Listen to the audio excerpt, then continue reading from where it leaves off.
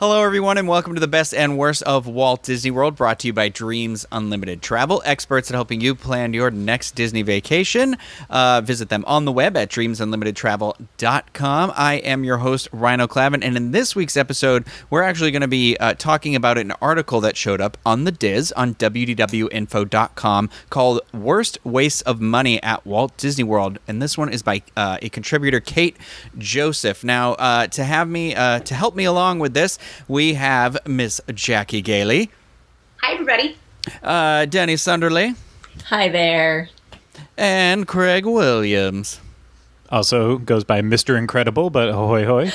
Well, I was going to say something about your blouse today, but I wasn't sure. You know, for some reason, I just looked out of the corner of my eye and I knew it was Incredibles, but it was giving me Bug's Life vibes. I don't know why. It's perfect for those audio listeners out there right now, hearing every little bit of this. I would like to describe it slowly to you now.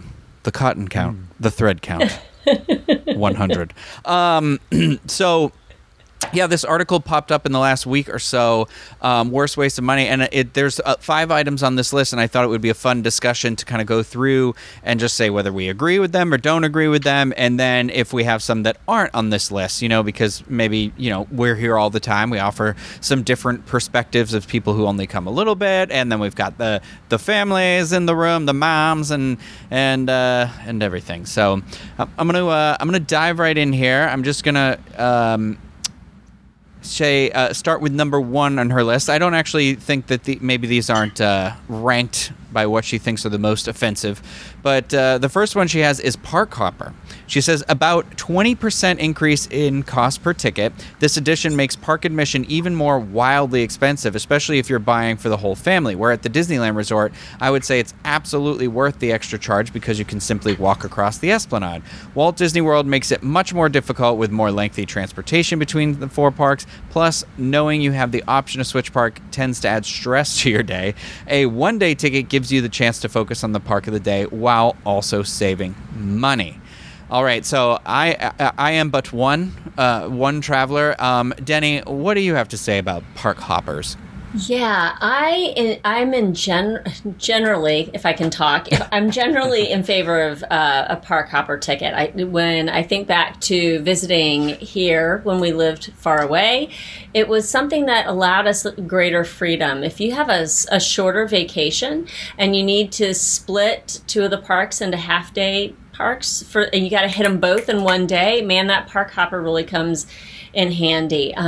It all depends, and a lot of what's in this article it just really depends on you. It's on you personally. So how are you going to tour the parks? If you are someone who goes, okay, I'm going to have breakfast in Magic Kingdom, and then I'm going to hop and try to use a fast pass over here, and then I want to hit and have dinner somewhere else in another park. Well, okay, then the park hopper's for you, and it was definitely for us. Okay, Jackie, what about you? What about your family?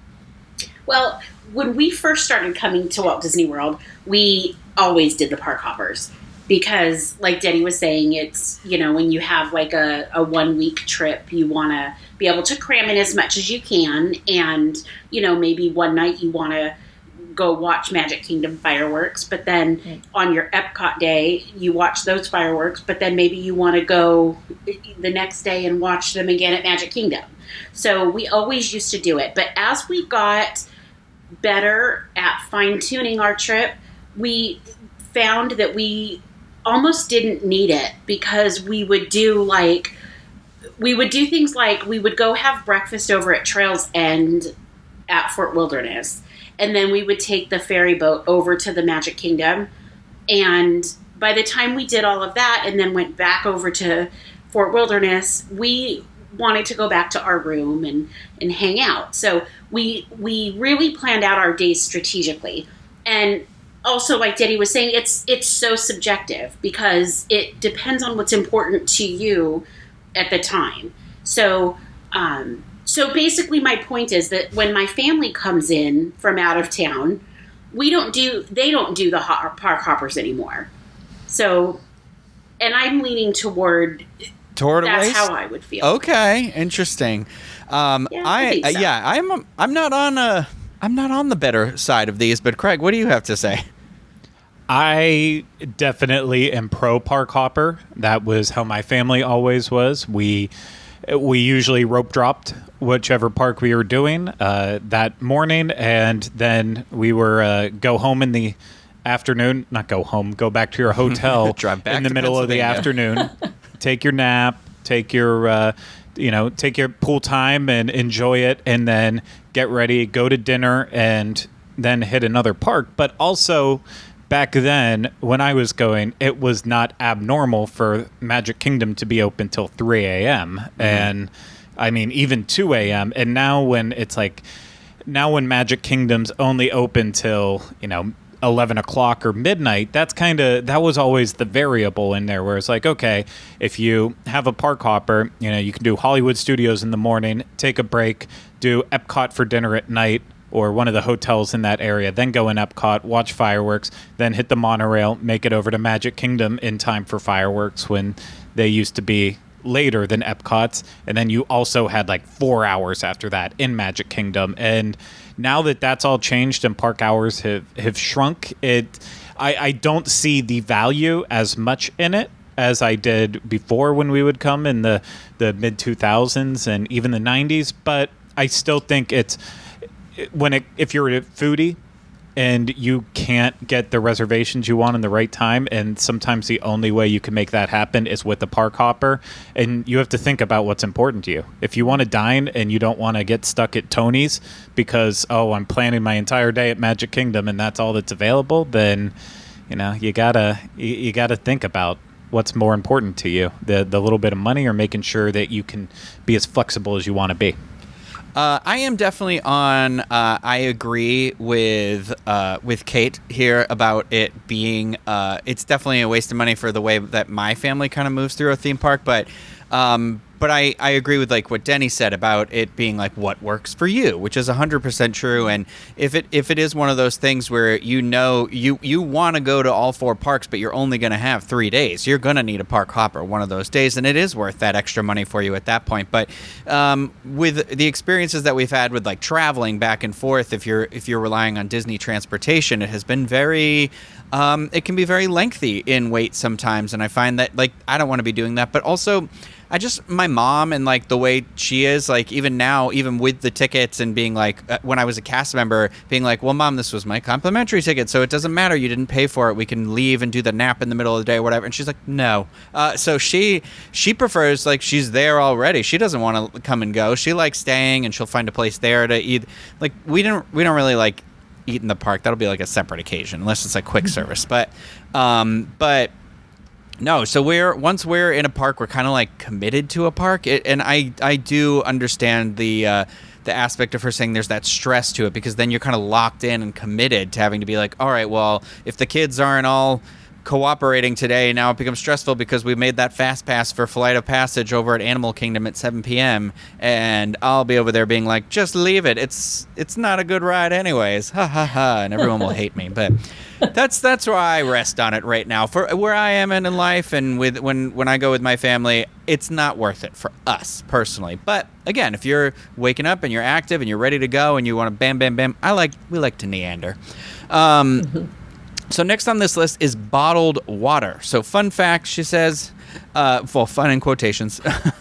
Most plastic bottles end up in landfills and emit chemicals that destroy our environment, but that's an issue for another time. Spending $2.50 on a bottle of water may seem like a small charge, but it's one you can easily avoid. Take advantage of the drinking fountains located throughout the park by bringing a reusable bottle of your own, or just get a cup of water for free from a quick service location. You'll be hydrating without wrecking your wallet, plus you can feel good about doing something small to help the environment. But when you get that cup from a quick service location, you are still wasting resources because you now have a disposable cup that's being thrown away. However, it is a paper cup. So I personally agree. I do think water bottles are one of those things, if you're just like going to keep buying the water bottle after water bottle, it can add up really quick that you don't notice, especially in the day of like a magic ban.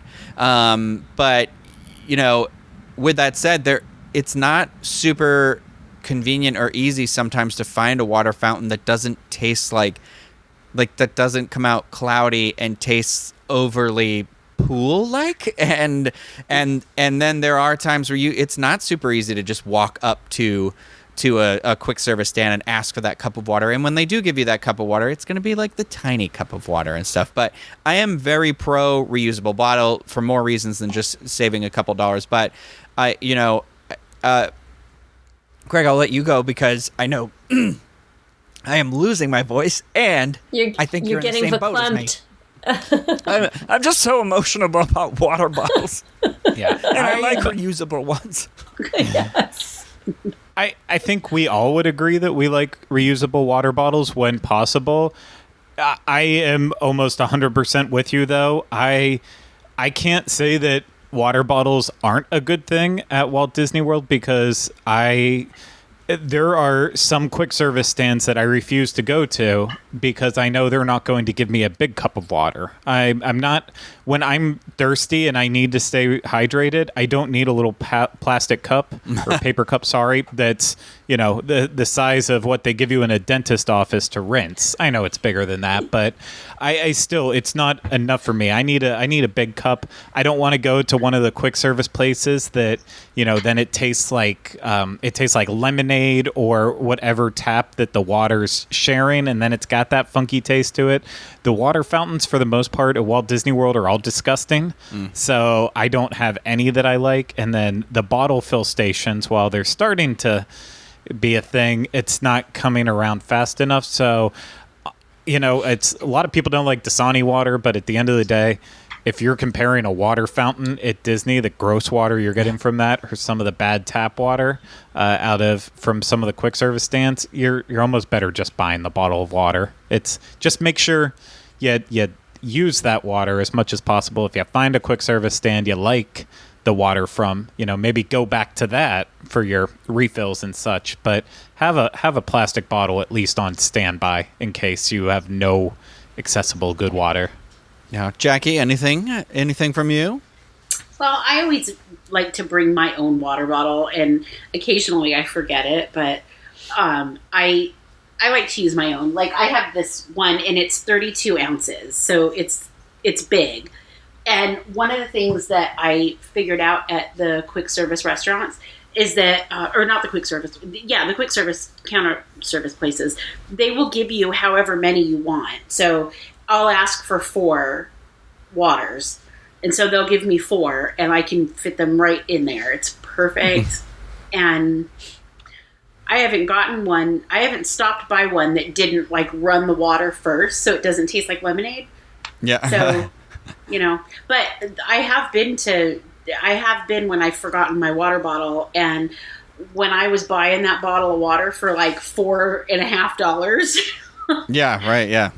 I wanted it so bad that I didn't care. You're in that mode where you're just like, I need it. I need it. I don't care how much it is. It could be $8. I don't really care. How do you feel, Danny? I know you hate Planet Earth and you prefer always drinking out of disposable plastics, right? Absolutely. I can count on one hand, and I think it's less than 5, actually, the times that I've purchased a plastic water bottle. I don't mind the little cups. I don't mind the slightly funky taste, although I like the quick service locations that don't have a funky taste to the ice water. But yeah, I just go up to any counter service, and I might have to wait in line for a little bit, but I go ahead and do that because it just irks me to have to pay for water. But two quick points. If you do end up purchasing like a Dasani at one, if you have to, if that's your thing, and you're an annual pass holder, if you go to a merchandise kiosk and purchase that Dasani from that kiosk, you will get to use your pass holder discount. So that helps just a little bit. It makes it not quite so painful. It's painful, but not so. And then if you have a little extra time, it's going to take you a little time. Stop in one of the Starbucks locations in the parks, and they will go ahead and give you a large, as big as you want to, with nice water, Starbucks water, and ice in it. So you can kind of take that as you tour the parks as well. It's going to take a little time because there's always a line at the Starbucks locations. But if you got time, then you got good water. That's a good tip too, actually. That's one that always kind of escapes me sometimes when I'm in the moment, and then I'm like, oh man. Yep. So next on the list, and I don't know that I agree with this, is mini golf and arcades. The easy answer for this one is that these are things you can do at home, true, and probably for less money. For comparison, a round at Disney's Winter Summerland or Fantasia Gardens and Fairways will run you about $14 or $12 for kids, which is substantially much more than my favorite local course, which charges just $9 and $7 for kids. Arcade prices vary from game to game, but it's always more than I'm willing to spend since I'm used to getting a game of skee ball for only a quarter back home. Presumably, you're already spending hundreds for park tickets, so why add even more to your vacation total while simultaneously taking time away from that valuable park time? I'm all for having fun outside of the parks, but your resort offers pools, playgrounds, movie screenings, and more, which are all free. So my aunt came down once with it's my like aunt's best friend who I call my aunt. So it's like her daughter was here, and she was at that age where she was obsessed with arcades. And I don't know about you guys, but when I was growing up, like before I moved here, the arcade that was kind of like in the mall shut down before I moved here. So it wasn't super common to like find one as much, and I feel like we don't live in that day and age as much. I mean, I don't know. There was a Super Sports in Carver, Massachusetts for a while, but it's not there anymore either. But she like, that's like when they got back to the hotel, she was like, Mom, I want to go do this, and we'd go in there and she would play for like an hour or two, and like she was really good at everything she played, but that she was just in that age where like that's the sort of like machinery and like stimulation that she like was craving, and so it worked for her. And I mean, she loved the theme parks, was first on every single attraction we went on, like front row, Space Mountain, but it was just something about at the end of the night, that's what she looked forward to, you know. So I don't know if I think that's a complete waste of money. And also, like, I like the golf course here, but you know, we're in a very touristy area, so it's different. It can be different than like the ones in like a regular small town, like the one where I grew up. Again, had that golf course and it had an arcade, and so it was a completely different story. But Denny, what are your thoughts? So I've never done Fantasia Gardens, but I've done Winter Summerland and loved it. So it's Disney does mini golf, so it's going to be fun, and it's going to be over the top, and it's going to be mini golf that's plussed up a little bit more than your mini golf at home. And yes, we do live in a tourist area, so we've got kind of our pick of mini golf around here. Yeah. But Winter Summerland was so much fun, and I think we can all agree on the benefits of taking a non-park day during your vacation here. I mean, the one time that my family did not, come Wednesday, we were ready to just strangle each other. We were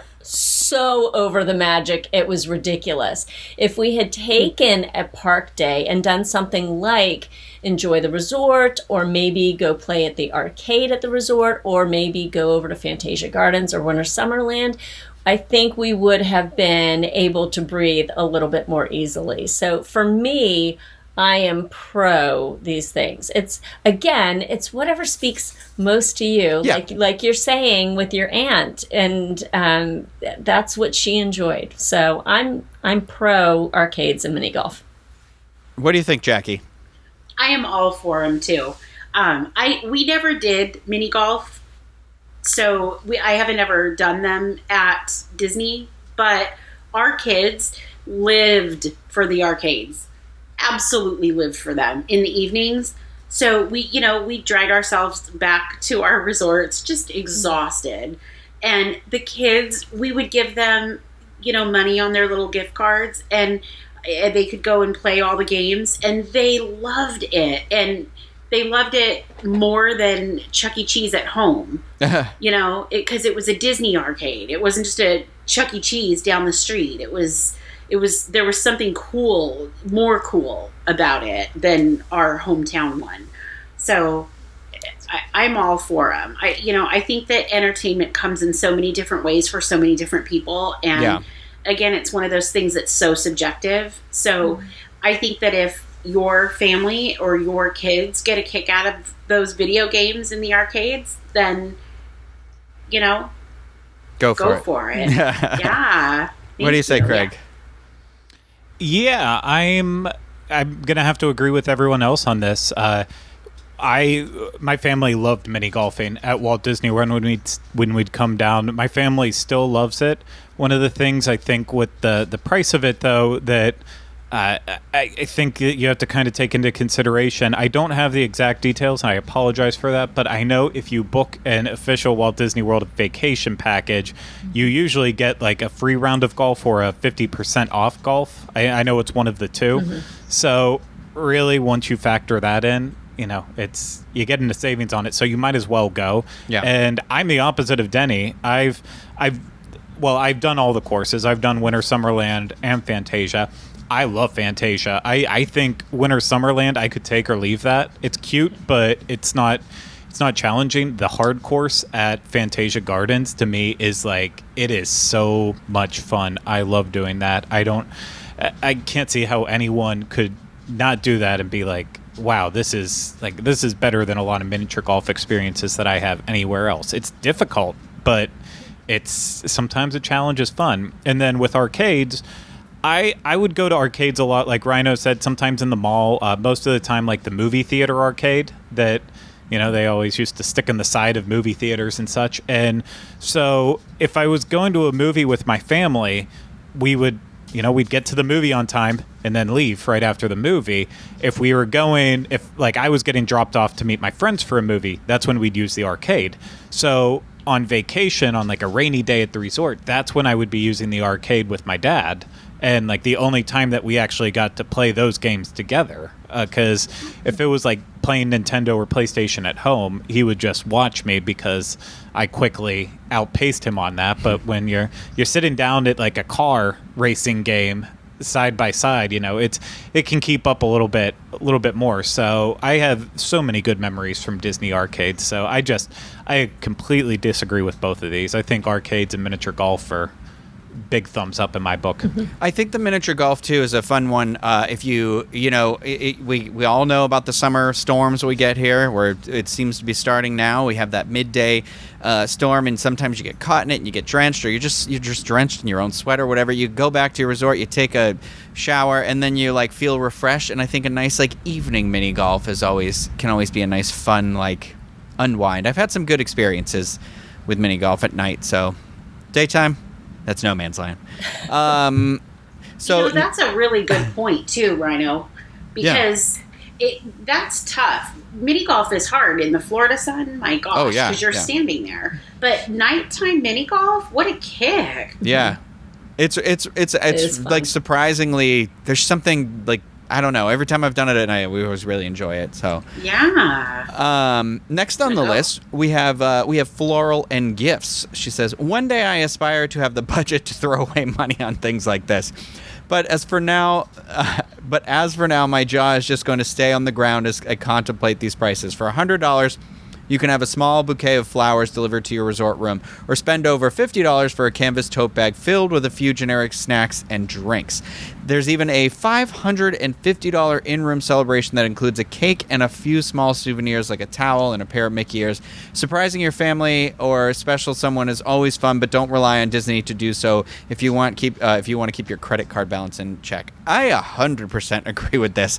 I have always thought these were like exorbitantly priced. I mean, it is cool. You could step into that room because usually it's, you're opening the door and somebody has come and set it up for you, and there's something really special and magical about that. But I would rather you buy me something in the park for that price or something somewhere else. But also, I'm on vacation, and I feel like flowers, I've always kind of felt like flowers, even though they are nice, I don't want anyone to ever get them for me because they're a waste. Like, just give me the chocolate rose and I'll be fine. Like, but I don't know. Denny, what do you think about flowers and gifts? Well, I want to go on record as saying I like flowers. Okay. Oh, okay. So definitely. Brian, I hope you're listening. Exactly. She likes them.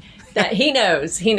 I am. Disney Floral and Gifts has gotten really creative over the years with introducing new packages that you can purchase to have in your family's room. And so exactly like what you were saying, you can walk in and there's this really cool thing.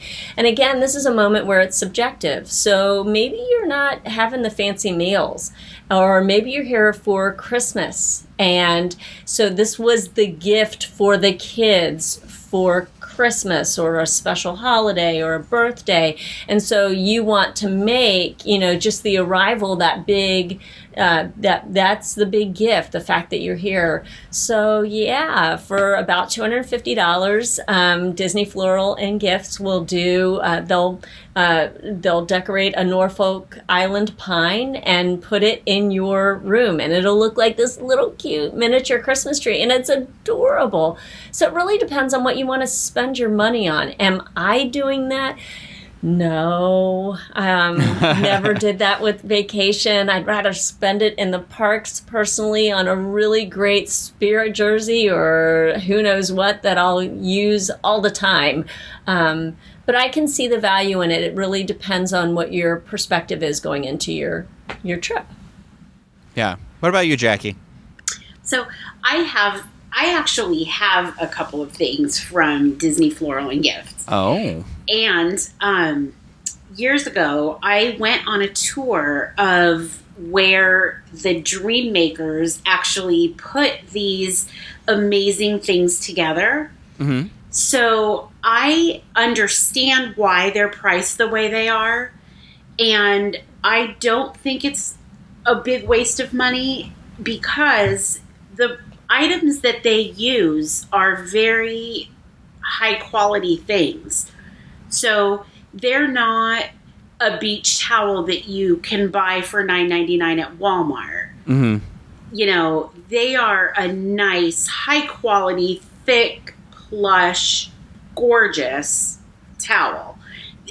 Every item that they use, I don't know if you guys can see behind me, but I've got this tall vase and it looks like a Gerber daisy on the top. But there is a lavender bag hanging from it, and inside of that bag is some pixie dust, and there is a Tinkerbell that's it's like metal, and it looks like she was just punched out of a sheet of metal, and she's in there.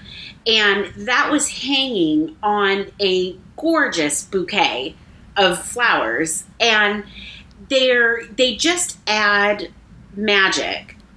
So I know that when you look at the price, sometimes you're like, oh my gosh, it's $350 for an in-room celebration. But the things that they do and the products that you get are gorgeous. Mm-hmm. I've even got an embroidered bag with our last name on it, and it's the Mickey one, and they still have it. And I'll tell you, we use that bag sometimes when we go to the pool because they're really creatively made. I mean, the whole bottom of it is it's an insulated like refrigerator pack, so you can put like a 6-pack of soda or beer or whatever, and some refrigerated things that need to be kept cold, and you can put your sunblock and your towels and your other stuff in the top. Like, the things that they make are really well done. So I think that if you have some money to blow and you want to treat yourself or your family. Craig, what about you? You sending Kylie any of these bouquets on any of your staycations? No, I'm not, because Kylie and I don't really do staycations at Walt Disney World, but there was one Disney cruise that we took that departed on Kylie's birthday, and my mom surprised us by having flowers in the room. And so maybe it wasn't even that one. Maybe it was our week-long. I think it was actually our week-long one that we took. She surprised us with flowers because flowers would last a week. It'd be a waste for only 3 nights. So I think that was it. My bad. I completely misremembered that. Long story short, it was nice for a week-long cruise to have flowers in the room every day. I'm not a flower person by any means, but it does add something. It adds something to the experience. So I guess my standpoint on this is, with whatever your destination is, if the Disney Floral Gifts are an option, if it's a special occasion, why not? But I would never do it every single trip. But if it really is a special occasion, why not? Okay, well, that went a different way than I expected. So Last on her list is souvenirs you don't actually need. And these are my favorite things to spend money on. No, this is up to your own discretion. I can't tell you that you won't cuddle a Pluto plush every day or use a Little Mermaid mug for your coffee every morning, but I can tell you I sure wouldn't. Be honest with yourself and stop splurging on those tempting items in the gift shop. Also, be aware of the space left in your luggage. You really don't want to get strapped with having to also buy overpriced Disney luggage to carry all your useless souvenirs home. Would you, and then she asked, would you add anything to this list? But I am one of those things where, like, yeah, I don't ever want to see a Disney back scratcher ever again, because I feel like I've gotten those so frequently in my life. Why those, I don't know, but to say I didn't enjoy them is a lie. But, you know, there's kind of those all souvenirs, like I watch people buy those like pens, and I don't know. It's like whatever people like, I guess. For me, I have to tell myself to stop buying T-shirts because they're always wildly overpriced. Actually, that's the one I'm the most guilty of, I think. But Jackie, what do you think about souvenirs you don't need? Where do you stand on this?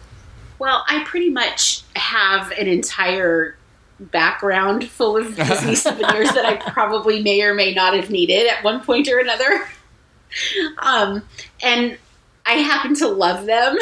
So it's kind of tough. Like, sometimes you have to figure out what things that you really love, and you have to make the decision of what kinds of things you're actually gonna invest, because your house is only so big, right? You can only have so many things. And I mean, I feel like if I'm ever wanting to spend money on a souvenir, I'm feeling like it's never really a need, it's always a want. Yeah. And so I think that if you go to Walt Disney World knowing that you're going to spend some money on souvenirs, but you set a budget for yourself, I think you can kind of keep it in check with, It's what you said, that need versus that want. Like I want a lot of Disney stuff, but I need the Ewok merchandise.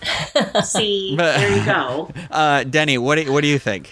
Yeah, my most egregious area of souvenirs, that's T-shirts for me too. Like, I have a drawer filled with T-shirts, and I have to start whittling them down because I'm having a hard time closing my drawer now. So for me, I don't.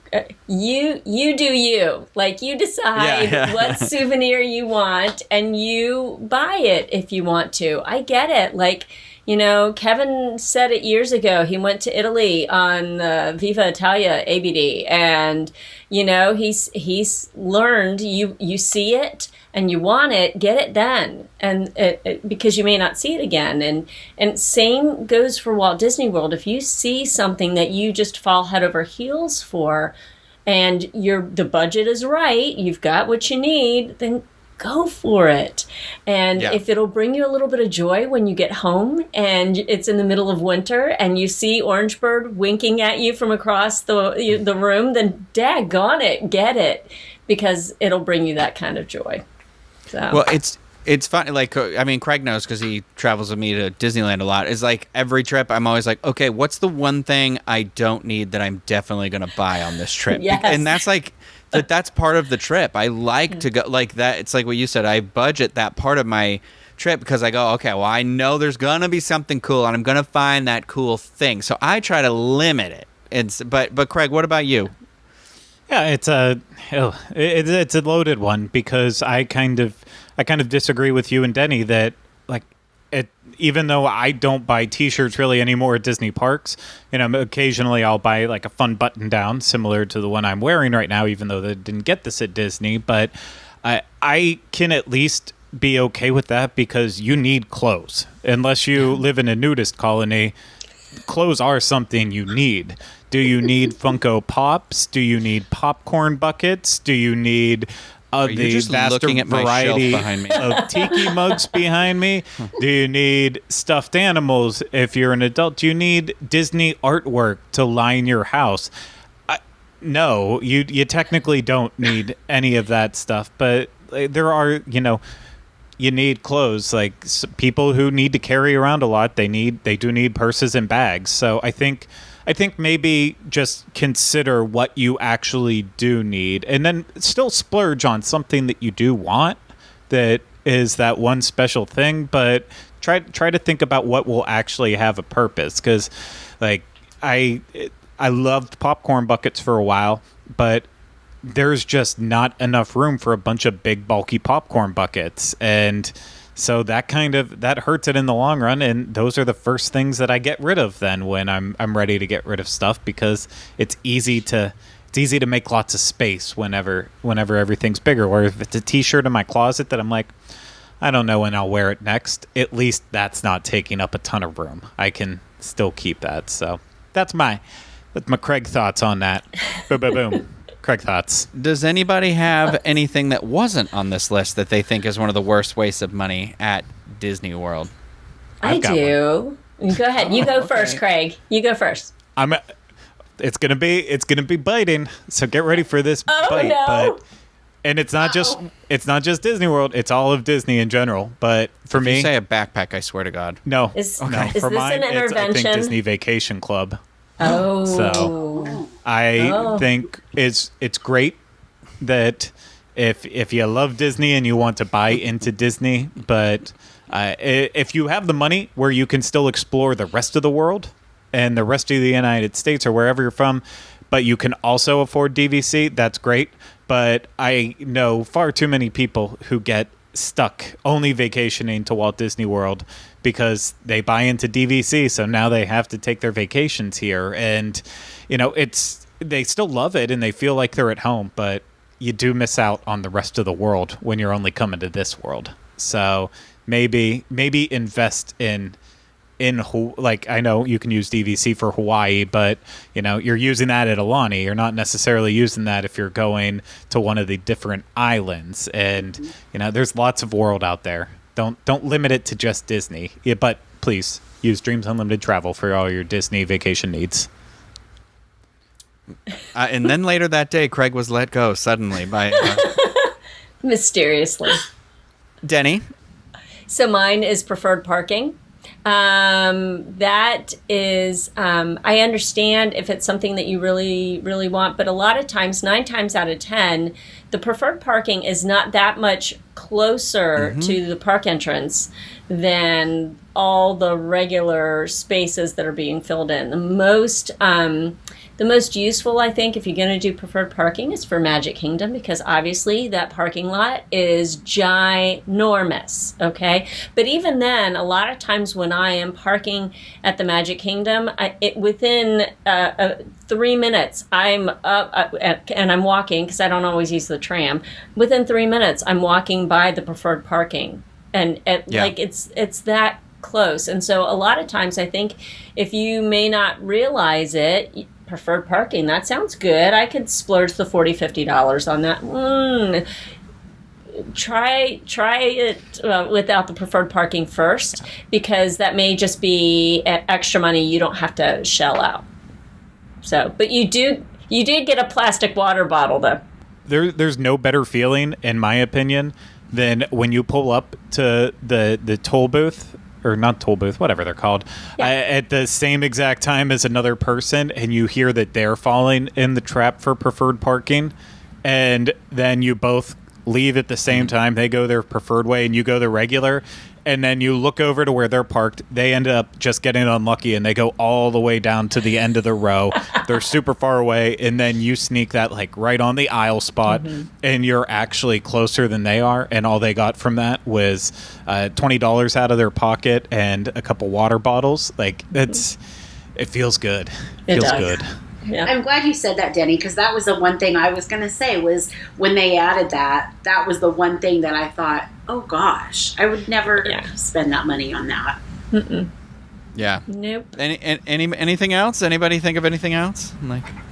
I'm sure everybody's got things that are terrible wastes of money, but it's part of the game, I guess, when you go here. It's part of the expectation that you're going to kind of throw some dollars away, but that's vacation. You know what I mean? Magic That's isn't what you free. do. Right, exactly. Yeah, especially now. So, well, thank you. This article again was the worst waste of money at Walt Disney World. Thank you, Kate Joseph, for writing this. Thank you all for having this discussion. We do hope that maybe this might have helped you plan your next Disney vacation a little bit better. But you know who can help you out a lot bit better? That was terrible. Are the experts over at Dreams Unlimited Travel. And if you book your next Disney vacation with them, it does not cost you anything, and you help support the show. So consider that on your next, when you're thinking about coming down to Disney World next. So that'll do it, and we'll see you next time with another episode of The Best and Worst of Walt Disney World. Bye, everyone.